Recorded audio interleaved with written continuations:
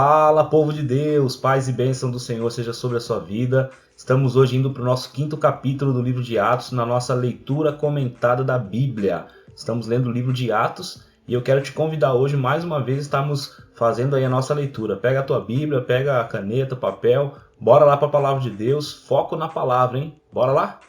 Capítulo 5 de Atos, vamos começar a nossa leitura aqui, foco na palavra de Deus, bora lá. Mas certo homem chamado Ananias, juntamente com Safira, sua mulher, vendeu uma propriedade e ficou com uma parte do valor, e sua mulher também sabia disso. Então, ele levou a parte restante e colocou-a aos pés dos apóstolos. Então Pedro perguntou: Ananias, por que Satanás encheu o teu coração para que mentisses ao Espírito Santo e ficasse com uma parte do valor do terreno? Enquanto o possuías, não era teu? E depois de vendido, o dinheiro não estava em teu poder? Como planejaste isso no coração? Não mentistes aos homens, mas a Deus. Ao ouvir essas palavras, Ananias caiu e expirou, e sobreveio grande temor a todos os que souberam disso. Interessante, meus irmãos, até aqui eu vou comentar primeiro, porque foi no capítulo 4, no finalzinho, né, que a gente começou a perceber aqui como que se dava essa generosidade das pessoas em relação às coisas materiais, né?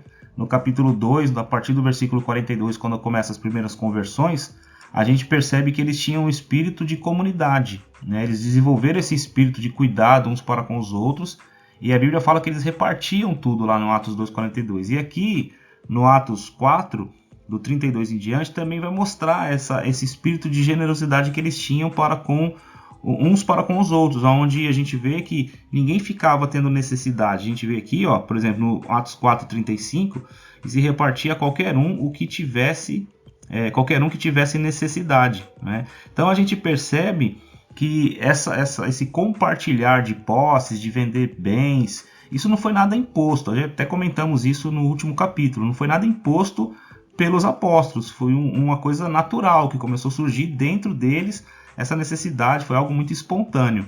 E aí no finalzinho do capítulo 4 vai encerrar com a história de José, a quem os apóstolos chamavam de Barnabé, que quer dizer filho da consolação, levita natural de Chipre, possuindo um terreno, vendeu e trouxe o dinheiro e colocou aos pés dos apóstolos. Então ele fez isso de bom grado e os apóstolos receberam e tal. Aí vai seguir na sequência aqui no 5, quando a gente pega aqui essa parte que fala de Ananias, que ele combinou com a esposa, que fala aqui, né, que a mulher também sabia disso, no versículo 2, a gente percebe que, assim, não fala exatamente qual foi a motivação deles, mas talvez o que fica meio assim entre linhas aqui, é que talvez eles estavam olhando toda aquela situação da comunidade, as pessoas ajudando, as pessoas abrindo mão, né, com generosidade, ajudando na obra, e talvez, aqui é uma especulação minha, talvez até por uma questão de inveja, vamos fazer também, né? Vamos ajudar também, só que aí, em vez da gente dar tudo, né, a gente dá só uma parte do valor e tal. Então, assim, eu não sei qual foi a motivação exata do coração deles, porque a Bíblia não vai falar isso, mas o que a gente percebe aqui é que o Ananias, junto com a sua esposa Safira, eles combinaram a fazer algo que iria corromper moralmente, né, a vida da igreja, internamente falando. Então a gente percebe aqui, literalmente, um ataque satânico. Por quê? Porque ele fala aqui exatamente isso, né? Porque Satanás agiu aqui nessa situação, né? Ele chega a dizer no 3 aqui: então Pedro perguntou a Ananias: por que Satanás encheu o teu coração para que mentisses ao Espírito Santo e ficasse com uma parte do valor do terreno? Então, assim, uma das estratégias de Satanás para destruir a obra do Senhor, a evangelização, a missão da igreja, né, enquanto igreja no mundo, a gente viu no capítulo 4 que foi ali uma pressão que houve sobre eles para eles se calarem e tal. Satanás sempre vai tentar calar a igreja para que ela não se pronuncie a respeito da sua mensagem, né, a mensagem de salvação, aquilo que ela ensina de Jesus. Mas quando Satanás não tem sucesso naquela forma de agir, né, de tentar calar a igreja, uma vez que Pedro teve coragem e foi anunciar a palavra de Deus, então Satanás agora vai tentar um segundo plano, vamos dizer assim, né, que é internamente, dentro da igreja, no caso, ele vai plantar a semente do farisaísmo. a semente da mentira, a semente do engano, onde as pessoas vão, né, criar um status de que são verdadeiramente generosos, quando na verdade não são, né? E aí, lógico, a obra é de Deus, a igreja é do Senhor, né? E Ele mesmo vela pela sua igreja, Ele zela também por ela, cuidando para que a igreja do Senhor permaneça fiel ao Senhor. Então, o próprio Deus deu ao coração de Pedro ali o discernimento, né, para que ele pudesse repreender essa atitude desse Ananias, né, que como líder da casa, como chefe da família, ele agiu de forma incoerente, né, desrespeitando assim o Espírito que guiava e conduzia a igreja, o Espírito Santo. Fazendo isso, né, ele mentiu também para Deus, né, porque o próprio Pedro vai dizer isso para ele aqui no versículo 4, ó, enquanto possuías não era teu, e depois de vendido o dinheiro não estava em teu poder, como planejaste isso no coração? Não mentistes aos homens, mas a Deus, ou seja, o Espírito Santo, que é Deus. A gente crê na doutrina de que o Espírito Santo é Deus, não é uma força, nada disso, mas mentiram a Deus, né? E aí o que acontece? No mesmo momento, ao ouvir essas palavras, Ananias caiu e expirou. E aí nisso, olha o que acontece, como consequência disso, sobreveio grande temor a todos os que souberam disso. Gente, quanto maior for a glória em um ambiente onde há cristãos, quanto maior for a glória, né, numa igreja, quanto maior for a presença de Deus no ambiente, mais a gente vai ter no nosso meio situações de punições e de repreensões de Deus, tá? Isso para quê? Para purificar sempre a igreja. A igreja não pode ser um lugar onde a mentira ela prevalece, onde o engano prevalece, onde as pessoas camuflam uma vida mentirosa. Isso não pode acontecer. E aí a gente vê que o ataque satânico, a gente vê literalmente aqui que o texto está dizendo isso, Satanás encheu o coração, e a gente nunca vai escapar disso, irmãos. Nós sempre vamos lidar com situações na igreja onde as pessoas vão se deixar levar, né, pelo engano de Satanás e vão ser instrumentos muitas vezes para corromper a igreja moralmente. Mas sempre a gente vai perceber o seguinte, que uma igreja santa ela sempre vai zelar, né, pelo cuidado para com as doutrinas do Senhor. Aí o texto vai continuar da seguinte forma, ó. Então os mais novos levantaram-se, cobriram-no, carregaram-no para fora e o sepultaram. Depois de um intervalo de cerca de 3 horas, chegou também sua mulher, sem saber o que havia acontecido. E Pedro lhe perguntou, dize-me, vendestes por tal quantia aquele terreno? E ela respondeu, sim, foi por essa quantia. Então Pedro lhe disse, por que combinaste colocar à prova, olha isso, colocar à prova o Espírito do Senhor? Os que sepultaram o teu marido estão lá fora, eles também te levarão. Olha que palavra pesada. Na mesma hora, ela caiu aos pés dele e expirou. Então os mais novos entraram, acharam-na morta e levando-a para fora, sepultaram-na ao lado do seu marido. E um grande temor, olha só, um grande temor tomou conta de toda a igreja e de todos os que ouviram essas coisas. Gente, aqui e também no versículo aqui no 7, né, a gente vai perceber que exatamente é o que acontece no 11, né? No 11 e também no 5, né, que houve um temor, ó. Até esqueci de marcar aqui, ó. Sobreveio grande, ele até chega a ressaltar o tamanho do temor, que era grande, né? Grande temor tomou conta de toda a igreja. Gente, sem o temor do Senhor, nós não podemos ter uma igreja santa. Guarda isso no coração, vamos anotar aqui, ó. Temor do Senhor. Quando a gente perder no meio da igreja, no meio do povo de Cristo, o temor do Senhor, nós caímos moralmente. E aí, o que acontece? Nós iremos dar espaço para todo o engano, toda a mentira, toda a falsidade dentro do nosso contexto de igreja. Então, é necessário, a gente aprende aqui com isso, que mesmo quando Satanás tente, porque sempre vai ter escândalos na igreja, sempre vai acontecer situações de trazer realmente escândalo para a igreja, mentiras e coisas extraordinárias acontecendo nesse sentido, coisas que vão escandalizar o evangelho, pessoas que vão, né, se deixar levar por uma mentira de Satanás em seus corações e vão perverter os caminhos do Senhor. né? Mas a Bíblia vai sempre mostrar que se uma igreja tiver o temor do Senhor e esse temor tomar conta de toda a igreja, né? Essa igreja ela vai, lógico, amenizar a situação. Ela vai conseguir ter uma conduta muito mais santa do que carnal, né? E o que a gente tem visto nos dias de hoje é muito o contrário. As atitudes, né, da maioria dos crentes hoje são de maior secularismo, maior mundanismo do que maior santidade. Hoje o que prevalece não é a santidade na vida da maioria dos crentes, mas sim uma falta de temor assim exacerbada.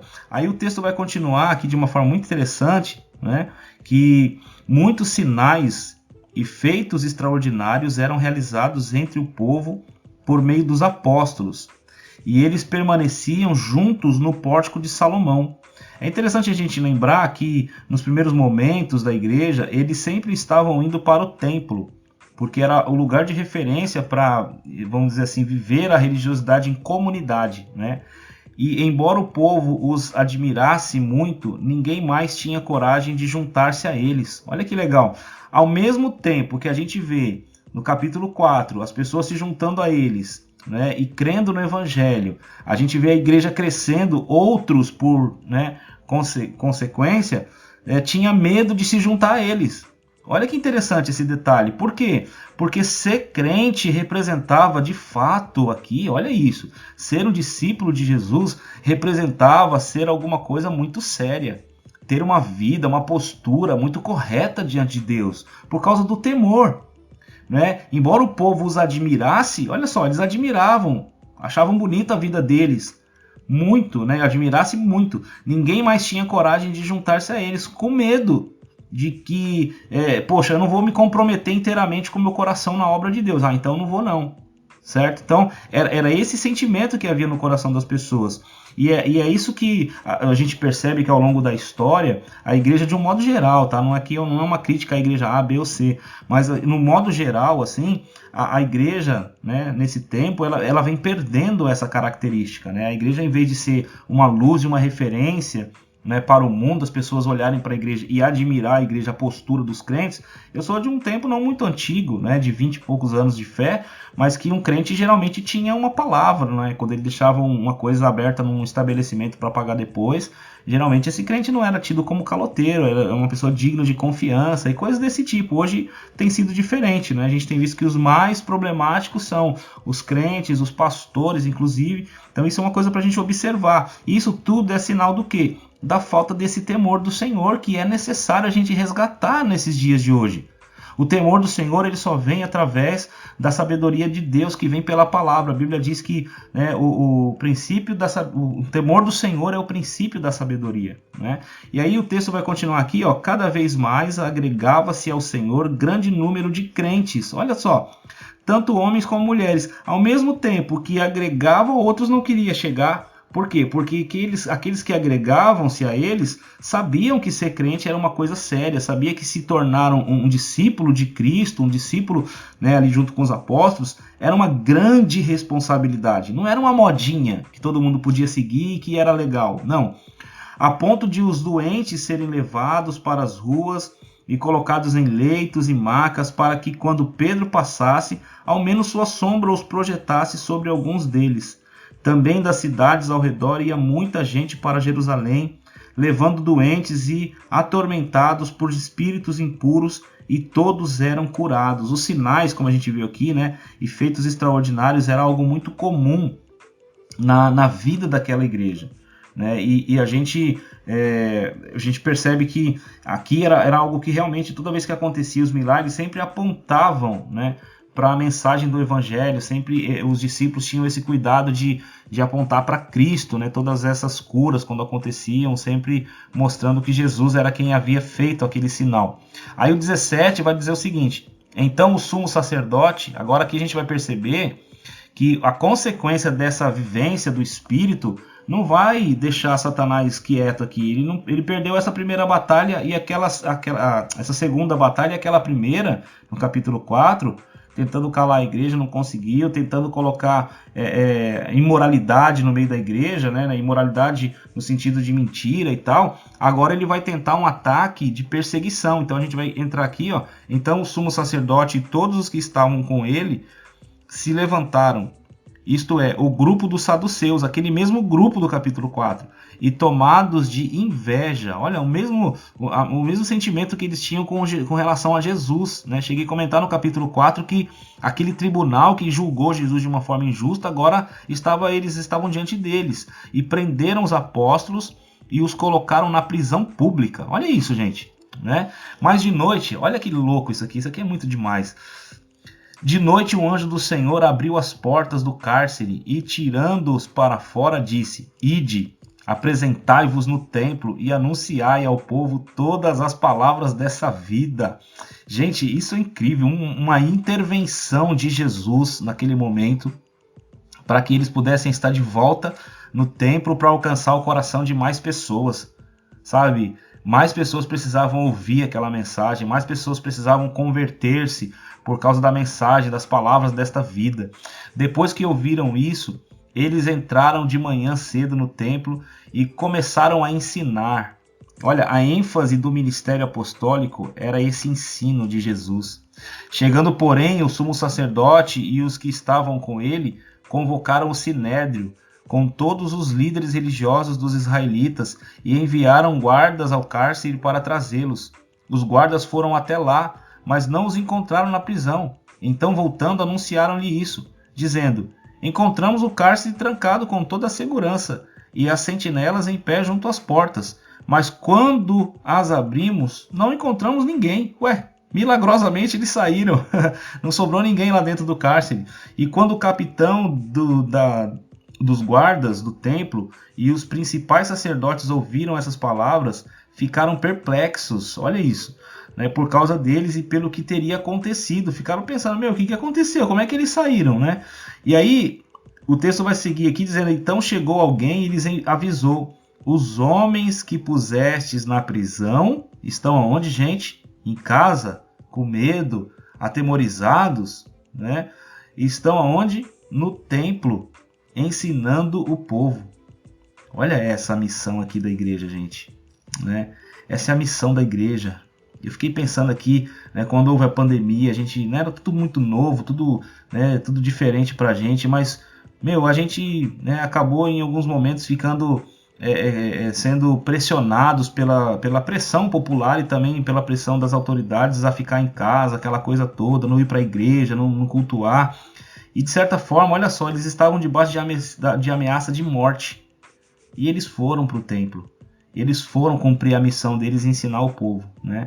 Então o capitão foi com os guardas e os trouxe sem violência, pois temiam ser apedrejados pelo povo. E depois de trazê-los, os apresentaram ao sinédrio, e o sumo sacerdote os interrogou, dizendo: Não vos ordenamos expressamente que não ensinasseis nesse nome, ou seja, no nome de Jesus, mas encheste Jerusalém desse vosso ensino, e quereis lançar sobre nós o sangue deste homem, porque toda vez que eles falavam, eles mencionavam, os discípulos mencionavam que foi por causa desse tribunal injusto que Jesus foi morto, né? E de fato foi, porque ele queria mostrar que eles tinham culpa e que eles tinham que se arrepender, né? Não era uma questão assim, não, vocês não tinham que ter matado Jesus, não, tinha que ter acontecido isso. Mas o que também poderia acontecer é eles se arrependerem e serem perdoados, né, de todo o pecado. E de fato eles tinham culpa, né? Respondendo Pedro e os apóstolos disseram: É mais importante obedecer a Deus que aos homens. Olha isso. O Deus de nossos pais ressuscitou a Jesus, a quem vós matastes, pendurando num madeiro. Sim, Deus com sua destra o elevou a príncipe e salvador para conceder a Israel o arrependimento e o perdão de pecados.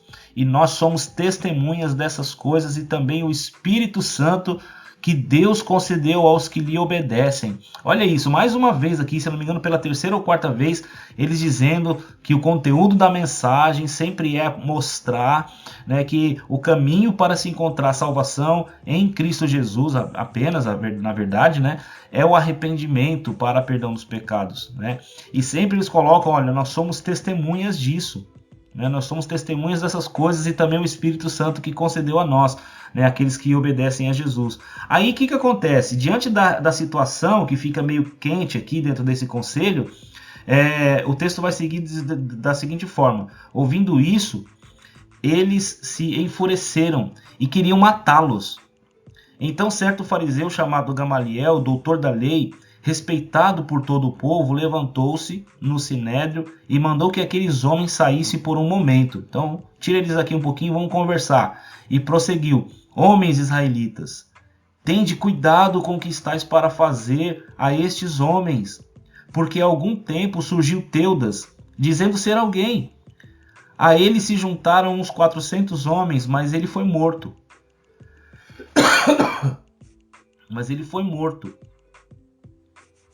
E todos os que lhe obedeciam foram dispersos e reduzidos a nada.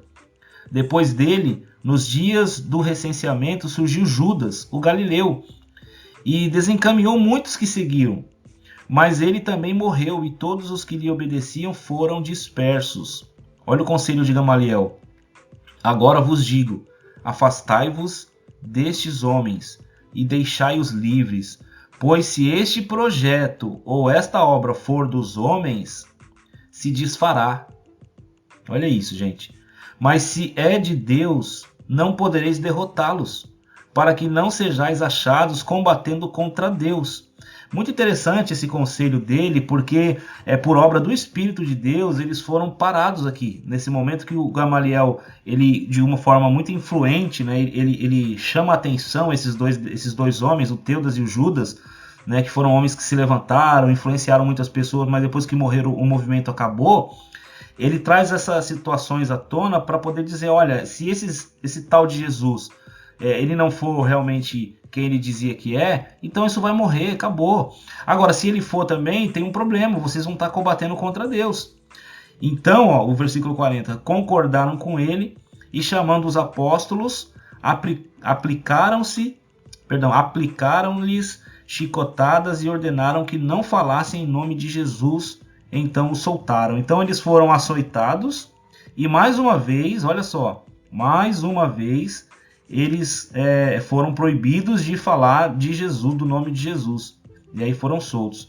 E eles retiraram-se de diante do sinédrio alegres. Peraí, gente. Alegres por terem sido julgados dignos de sofrer afronta por causa do nome de Jesus. Gente do céu. Quem é que passa por um tribunal desse e sai alegres, irmãos? Sabe por que eles saíram alegres?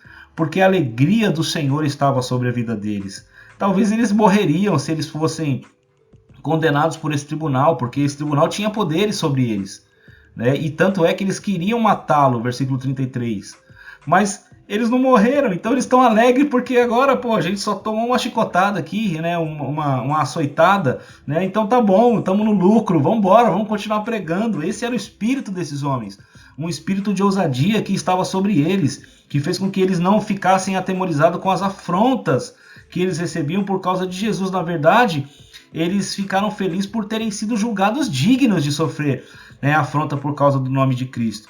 Então é muito interessante esse detalhe aqui. E aí o texto vai finalizar, o último versículo, eu deixei aqui ele por último, e diz assim: e todos os dias, olha isso, no templo e de casa em casa, não cessavam de ensinar e de anunciar Jesus, o Cristo. Aqui, irmãos, olha só que interessante. Todos os dias, no templo e nas casas, né, e de casa em casa, não cessavam de ensinar e de anunciar Jesus, o Cristo. Aqui a gente já percebe o seguinte, né, que a igreja, ela não nasce a partir do edifício.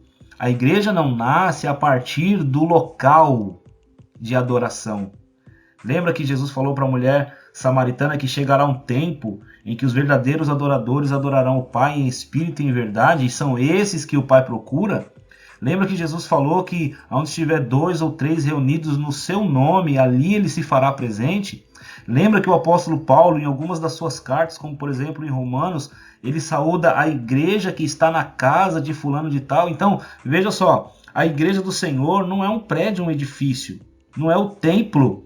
Nós somos o templo do Espírito Santo, mas nós somos igreja quando nos reunimos com outros templos, né? E quando nos reunimos, nós ali vivemos a comunidade da vida da igreja. Então, eles todos os dias, eles se reuniam no templo, de casa em casa, não cessavam de ensinar e de anunciar Jesus o Cristo. Então, eles iam de casa em casa, né? Eles iam de porta em porta, eles iam nas casas e evangelizavam as pessoas, anunciavam Jesus o Cristo, o Messias, ensinando as pessoas a doutrina de Cristo. E essa, irmãos, essa é a missão da igreja. Nós não podemos ficar presos à ideia de que apenas um local é o lugar estabelecido para nós vivermos a nossa fé. A nossa fé, ela se manifesta quando nos reunimos, independente de onde seja numa escola, seja numa praça, seja na casa de alguém. A igreja do Senhor, ela se reúne. É lógico que vai chegar um momento que vai ser necessário ter um lugar de reunião com mais pessoas, mas nós não estamos limitados a isso. Nós podemos viver e experimentar o ser igreja, né, mesmo estando reunidos em uma casa ou em qualquer ambiente. Então, que Deus possa nos abençoar, né, e que nós possamos, como igreja do Senhor, levar adiante o ensino de Jesus e anunciar o seu reino e a sua glória para todo sempre. Finalizamos aqui o capítulo 5. Eu espero que você tenha sido edificado, que você tenha sido abençoado com esse momento aqui. Amém? Que Deus possa te abençoar. Fique na paz em nome de Jesus. Amém.